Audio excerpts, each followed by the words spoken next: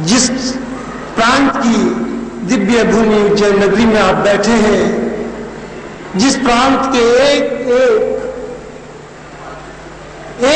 एक साधक और शिष्य ने रात दिन दौड़ करके पूरे भारत को और भारत ही नहीं नेपाल से भी आए भाई बहनों को यहां पर यह सौभाग्य दिया है। मैं आज की शिवरात्रि पर्व बेला में भाई गुरुसेवक जी के माध्यम से उसी मध्य प्रदेश के भाई और बहनों के माध्यम से प्रभु के चरणों में हम आप सबकी भावना समर्पित पुष्प माध्यम से कराएंगे। बोलिए प्रेम से सतगुरुदेव की, परम प्रभु गुरुदेव की, परम पूजनीय माता जी की।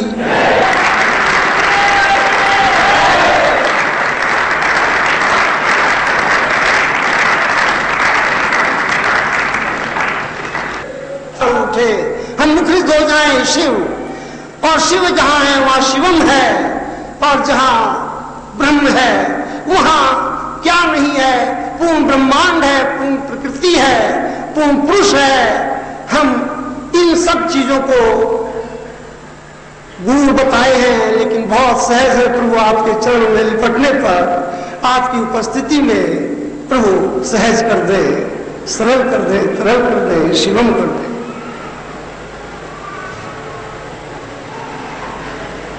स्वामी निकलेश्वर महाराज की, स्वामी निकलेश्वर महाराज की, आद्य शक्ति मां भगवती की, आद्य शक्ति मां भगवती की, महाकालेश्वर भगवान की, महाकालेश्वर भगवान की।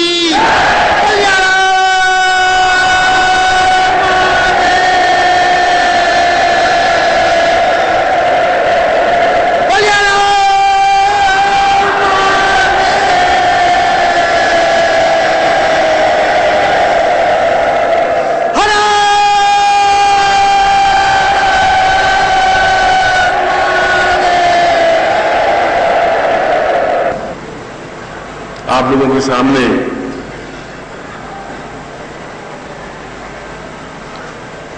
गुरुसेवक ने उस क्षण को स्पष्ट करने का प्रयास किया जो क्षण जीवन में कई बार संपन्न हुए, और किसी भी क्षण को वापस लाया जा सकता है यदि उस क्षण को पकड़ने की क्षमता हो। उन्होंने उस प्रसंग को स्पष्ट किया कि जब भगवान शिव की आराधना और पूजा और अर्चन उन मंत्रों के माध्यम से संपन्न करने की व्यवस्था की गई, जिन मंत्रों के माध्यम से आप लोगों को भगवान शिव के साक्षात स्वरूप के दर्शन हो सके, और जीवन का वही क्षण एक अमूल्य क्षण होता है जो हमारे जीवन का एक लक्ष्य होता है, हमारे जीवन का ध्येय होता है, हमारे जीवन का उद्देश्य होता है। और जीवन दोनों रूपों में व्यतीत हो सकता है। यदि आप भौतिक दृष्टि से चल रहे हैं तो चलते रहिए, आपको कोई रोकने वाला नहीं। आप थोड़ी और नौकरी कर लीजिए, थोड़ा और व्यापार कर लीजिए, थोड़ा और कमा लीजिए, थोड़ा और बच्चों के लिए इकट्ठा करके चले जाइए। अभी बच्चों के लिए 25-25 हजार रुपए इकट्ठे किए हैं, पर 35 हजार रुपए इकट्ठे करके जाइए तो बच्चे ज्यादा याद करेंगे आपको। और 2-4 ड्रेस और सिलवा दीजिए और सो जाइए चिता पर। एक जीवन तो यह है, एक जीवन यह है कि हम एक क्षण ऐसा आए, हमें ठोकर लगे और हम जीवन की पगडंडी को बदले, एहसास करें कि ये जीवन जी चुके हैं, अब दूसरा जीवन भी जिए। जीवन में ऋषि हैं, साधु हैं, सन्यासी हैं, योगी हैं, भगवान शंकर हैं, विष्णु हैं, भगवती जगदम्बा है, सिद्धाश्रम है, और उन उच्च कोटि के योगियों के बीच में हम विचरण करें, सिद्धाश्रम जाएं और उस पूर्ण सत्य का आनंद लें जो हमारे जीवन में घटित है, जो हमारी आत्मा में है, जो हमारे प्राणों में है। या तो ये रास्ता है या ये रास्ता है, और आप आज के दिन बीच में खड़े हैं। इस रास्ते को भोग रहे हैं जो भौतिक रास्ता है, उस रास्ते को पाने की लालसा है जो मैंने वर्णन किया है, और अब आपके सामने समस्या है कि इसको छोड़ नहीं सकते तो उसको पा नहीं सकते। गुरु जी कह करके चले जाएंगे, हमें घर जाना है, नौकरी करनी है, नौकरी छोड़ नहीं सकते तो उसको प्राप्त नहीं कर सकते। मैं ऐसा आपको नहीं कह रहा हूं, मैंने ऐसा कहने के लिए आया ही नहीं। मैं तो ये कह सकता हूं कि इधर थोड़ा कम कर देंगे तो उधर थोड़ा बढ़ जाएगा, थोड़ा इधर त्याग कर देंगे तो उधर आपको ज्यादा अचीवमेंट हो जाएगा, ज्यादा उपलब्धि प्राप्त हो जाएगी। थोड़ा इधर को छोड़ेंगे तो थोड़ा सा समय इधर से छोड़ करके उन भौतिक जंजाल में से थोड़ा निकल करके, यदि आप 3 दिन यहां रहे तो तुम्हारे घर में कोई प्रलय नहीं हो गया, एकदम से घर वाले भाग नहीं गए और नौकरी छूट नहीं गई और रुपये से बर्बाद नहीं हो गए, कुछ नहीं हुआ। वो जीवन वैसा का वैसा चल रहा है। 5-7 दिन बाद जाएंगे तो जीवन वैसा ही चलेगा। आपके मन में ऐसा है कि मैं नहीं जाऊंगा तो क्या होगा।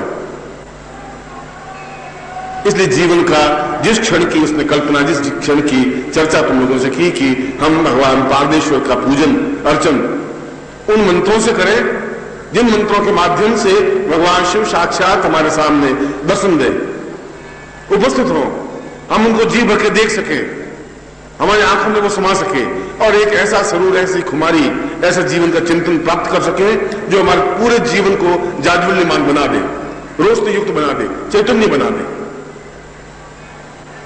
और ऐसा जीवन आपको प्राप्त हो सकता है, और आज भी प्राप्त हो सकता है, आज ही प्राप्त हो सकता है, संभव है।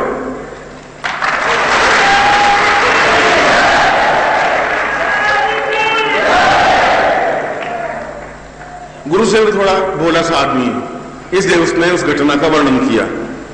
निर्मोही थोड़ा ज्यादा चालाक होशियार है। उसने कहा गुरुजी आज ही कुछ मंत्रों का प्रभाव करें जिससे कि हम देख सकें।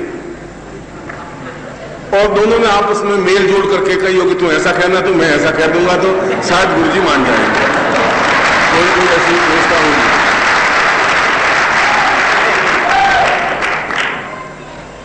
उन लोगों का चिंतन भी इसी भावना को लेकर के था कि यहां पर जो भी शिष्य हैं उन शिष्यों का भी एक एहसास हो सके, उनको जीवन को भी आनंद मिल सके, यही जीवन का उनका चिंतन विचार धारणा थी। और यदि सिद्धाश्रम में वशिष्ठ, विश्वामित्र, गर्ग, अत्रि, कणाद और पुलस्त्य हैं तो यहां पर भी उत्तर प्रदेश के, मध्य प्रदेश के कई ऐसे शिष्य हैं जो मुझे, वे जितने प्रिय हैं ये भी उतने प्रिय हैं। वे भी मनुष्य ही थे, ये भी मनुष्य हैं। वे ऋषि थे, ये भी ऋषि हैं।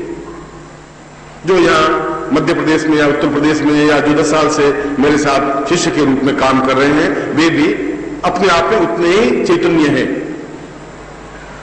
उनमें आप में कोई अंतर नहीं है, बस एक थोड़ा सा अंतर है जिसका मैं विवरण कल भी दे चुका हूं। उन वशिष्ठ, क्यों वशिष्ठ मंत्र बोलता है और एकदम से भगवान शिव को साक्षात खड़े होकर दर्शन देना पड़ता है? क्यों आप वही मंत्र बोलते हैं आपको दर्शन नहीं हो सकते? क्या अंतर है? अंतर केवल उस दिव्य चक्षु के जागृत होने का है और कुछ नहीं है। कल मैंने बताया था कि तुम्हारे स्थूल नेत्र, जो चर्म नेत्र हैं, उन नेत्रों के अंदर इतनी क्षमता नहीं है कि उस जाज्वल्यमान स्वरूप को देख सके। और यदि तुम्हें आ भी जाए, आप मंत्र उच्चारण करें या मैं मंत्र उच्चारण करूं और सामने साक्षात भगवान शिव उपस्थित हों भी, और यदि आपकी आंखें देखने की अभ्यस्त नहीं होंगी तो आप नहीं देख पाएंगे। ये एक ध्रुव सत्य है, ये साइंटिफिक रीजन है। और रीजन ये है कि इस दीवार के पीछे एक व्यक्ति खड़ा है और बीच में केवल 6 इंच की ये दीवार है, 6 इंच मोटी, और हम अपनी आंखों से उस आदमी को नहीं देख पा रहे। मेरे शरीर के अंदर इस हाथ में हड्डियां हैं और तुम हड्डियों को नहीं देख पा रहे हो, स्थूल दृष्टि से नहीं देख पा रहे हो। मगर ऐसा नहीं कह सकते हड्डियां हैं ही नहीं, हड्डियां तो हैं, आप नहीं देख पा रहे। और यदि कोई ऐसा यंत्र जिसके माध्यम से इसका फोटो लिया जाए, एक्सरे से लिया जाए, उन हड्डियों को देख लेंगे। तुम्हारी आंख के साथ में एक एक्सरे का लेंस लगाना जरूरी है, तो उन हड्डियों को भी देख लेंगे, इतनी जरूरत है। और तुम्हारी इस आंख में एक ऐसा बिंदु जरूरी है जिसको दिव्य नेत्र कहते हैं, एक लगाना जरूरी है, और लगाते ही आप उनके साक्षात दर्शन कर सकेंगे। आप उस जगह खड़े हैं जहां आप देखने में और नहीं देखने में एक क्षण का विलंब है। अब एक क्षण 10 साल का हो सकता है, 50 साल का हो सकता है, 5 जीवन का हो सकता है, शायद आज ही वो क्षण मिट जाए। साइंटिफिक रीजन इतना ही है। जो मैं बात कर रहा हूं वो सत्य है। ऐसा है नहीं, हड्डियां नहीं है, ऐसा नहीं तुम देख नहीं सको, पर तुम आज की डेट में इस क्षण नहीं देख सकते। तुम्हारे पास एक एक्सरे का बिंदु होना चाहिए, तो तुम जरूर देख लोगे। तुम्हारे पास एक ऐसा लेंस होना चाहिए, एक दीवार के पास देख सके, तो तुम देख सकोगे कि वहां पे एक आदमी खड़ा है, 2 आदमी खड़े हैं, 5 खड़े हैं कि 10 खड़े हैं। और उसको प्राप्त करने के लिए तो आप अपने आप को पूरा परिवर्तित करें, अपने नेत्र को, चर्म चक्षुओं को दिव्य नेत्र में कन्वर्ट करें, या मैं एक ऐसा लेंस दूं जो लेंस आप अपनी आंखों पे लगा सके और उसके माध्यम से देख सके। कल भी मैंने इसकी चर्चा की थी। एक साधारण बातचीत में मैं आपको बहुत बड़ी ज्ञान की और चैतन्यता की बातें मैं उलझाना नहीं चाहता, आप समझ भी नहीं पाओगे। मैं बहुत सरल भाषा में आपको समझाऊंगा। मगर जब कोई व्यक्ति बहुत निकट होता है, जब कोई चीज बहुत निकट होती है तो उसकी वैल्यू नहीं होती, उसका कोई तुम्हारे जीवन में महत्व होता ही नहीं। एक शीशा, मुंह देखने का शीशा हो, और उस शीशे में तुम अपना चेहरा रोज देखते हो। शीशा है इसी काम का कि सुबह अपना चेहरा देखें कि मूछे में कैसी है और ठीक ठाक है, नहीं बाल संवारे हुए नहीं है, कि मैं कितना सुंदर लग रहा हूं, बस देखना है शीशे में। और शीशे में आपका चेहरा साफ साफ दिखाई देता है, और शीशा आप थोड़ा सा 8 इंच दूरी पर रखते हैं और शीशे में चेहरा देखते हैं। अब उस शीशे को आप निकट लाए थोड़ा और निकट लाते लाते ठेठ नाक से टच कर दें, और फिर देखिए चेहरा आपका, उस शीशे में आपका चेहरा दिखाई देगा ही नहीं। यदि उस शीशे को नाक से लगा करके फिर देखें तो आप अपने चेहरे को नहीं देख सकते, कुछ एहसास नहीं होगा। मुझ में और तुझ में गलती इतनी हो गई है, मैंने गलती यह की कि मुझे तुमसे 8 इंच दूर रहना चाहिए था, तो आप मुझे पहचान पाते। मैं आपके इतना निकट आ गया हूं कि आप मुझे पहचान नहीं पा रहे, बहुत निकट मुझे आना नहीं चाहिए था, यह गलती हो गई, इसलिए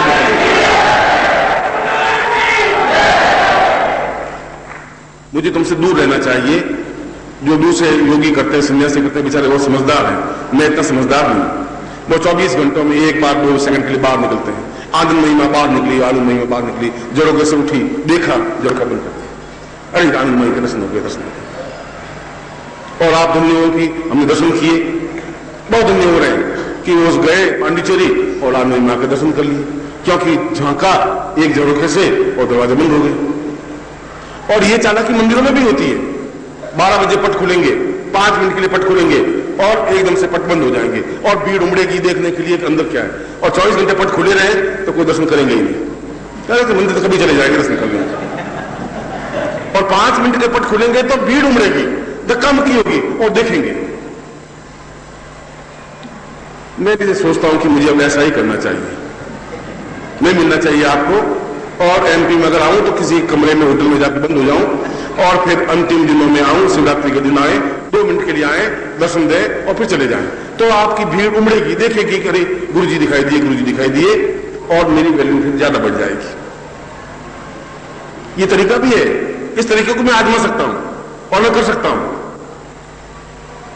मगर फिर ऐसा ही होगा कि जैसे यहां बैठे बैठे हरगंगे करते रहो, बाल्टी में पानी भर के वो हरगंगे करते हुए स्नान कर पाओगे, गंगा में डुबकी लगाने का फिर आनंद नहीं ले सकोगे, बस ये तकलीफ हो जाएगी। इसलिए मैंने कहा कि आप मुझे इसलिए नहीं पहचान पा रहे कि मैं आपके हृदय को बहुत निकटता से ले आया हूं, ये गलती मेरी है या ये मेरी विशेषता है। क्योंकि जिसके पास कुछ नहीं होता वो दिखाएगा क्या? वो 2 सेकंड दिखाएगा, बंद हो जाएगा। वो क्या दिखा सकता है? वो चेहरे के अलावा कुछ दिखाई नहीं सकता, क्योंकि उनके पास ज्ञान नहीं है, चेतना नहीं है, तपस्या का अंश नहीं है, साधना के बल नहीं है। और जिसके पास है उसका मूल्य आंकना आप लोगों की समझदारी होगी। उन क्षणों को भगवान शिव को दर्शन कराने में कोई बहुत बड़ी बात नहीं है।